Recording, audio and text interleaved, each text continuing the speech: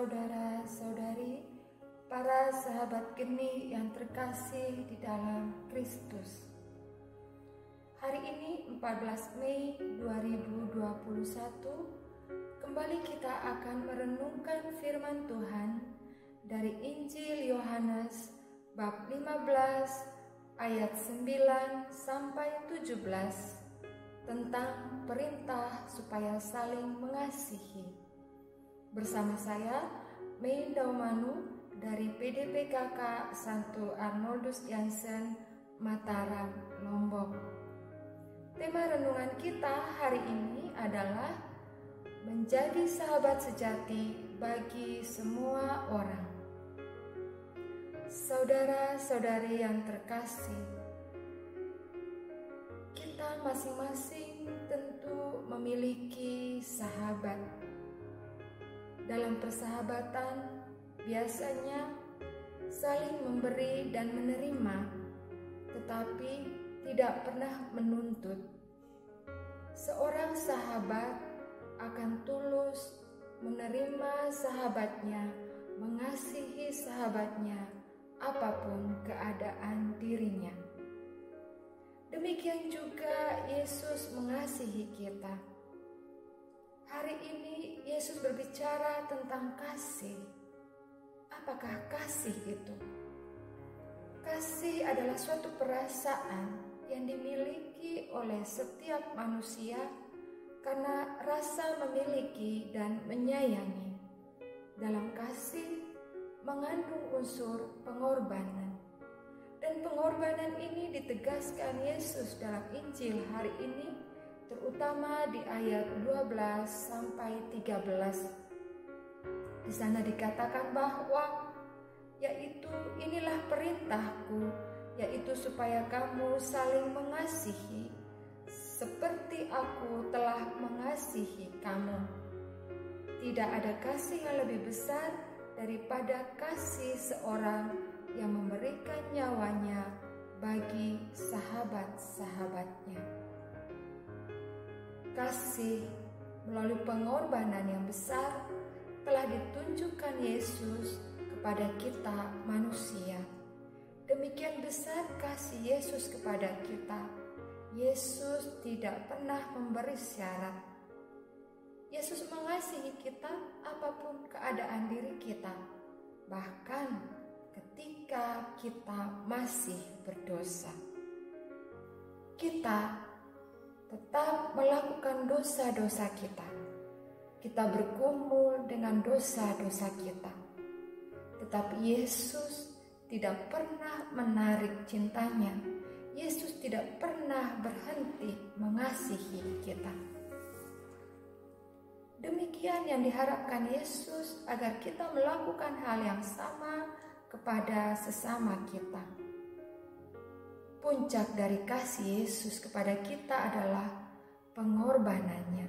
Dia rela menderita sampai wafat di salib untuk menebus dosa-dosa kita. Saudara-saudari yang terkasih, bagi kita manusia untuk mengasihi seperti Yesus tentulah tidak mudah. Kecenderungan dalam diri kita, ego kita yang masih menguasai diri kita, kita hanya ingin diperlakukan dengan baik. Kita hanya ingin dicintai. Kita menuntut orang memperlakukan kita seperti yang kita mau.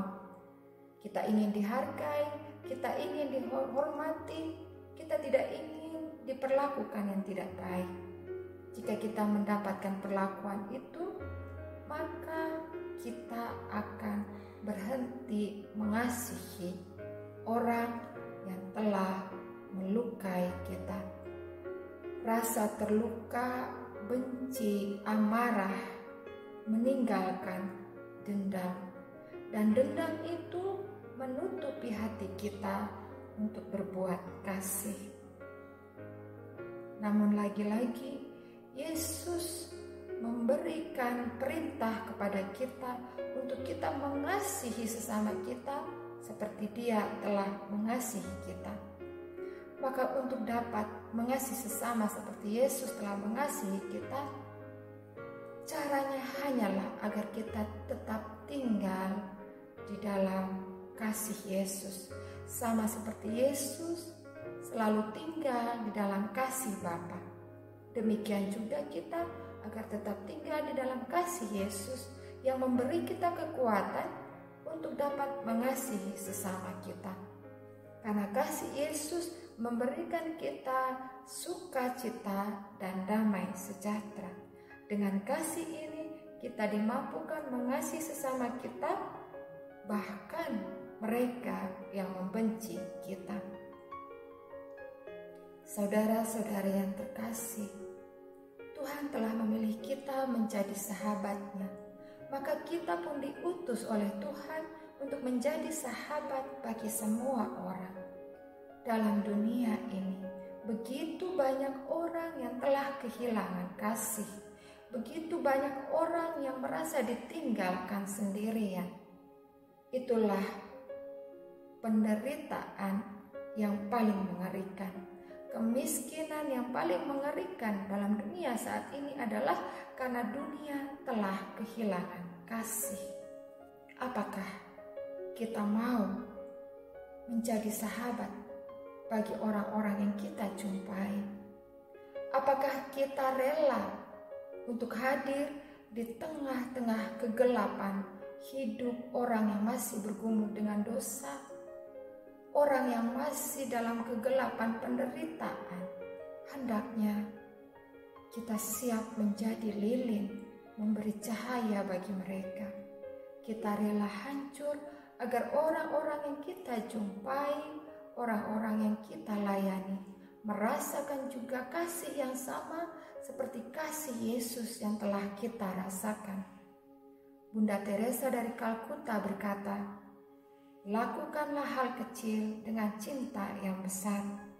Jika kita sudah melakukan ini, maka dunia ini akan dipenuhi dengan sukacita dan damai sejahtera. Banyak orang akan yang merasakan kasih dan sukacita." Saudara-saudari terkasih, kita telah diutus untuk pergi dan berbuah. Inilah satu syarat agar kita memperoleh apa yang kita minta kepada Bapa. Agar kita menjadi sahabat sejati dan mengasihi orang. Dari buah inilah dunia akan tahu bahwa kita adalah sahabat Kristus, bahwa kita diutus oleh Kristus.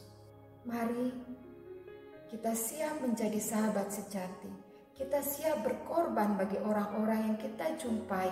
Kita siap berkorban bagi orang-orang yang kita layani. Agar kasih Kristus nyata dalam dunia ini. Dengan kasih Yesus kita akan dimampukan.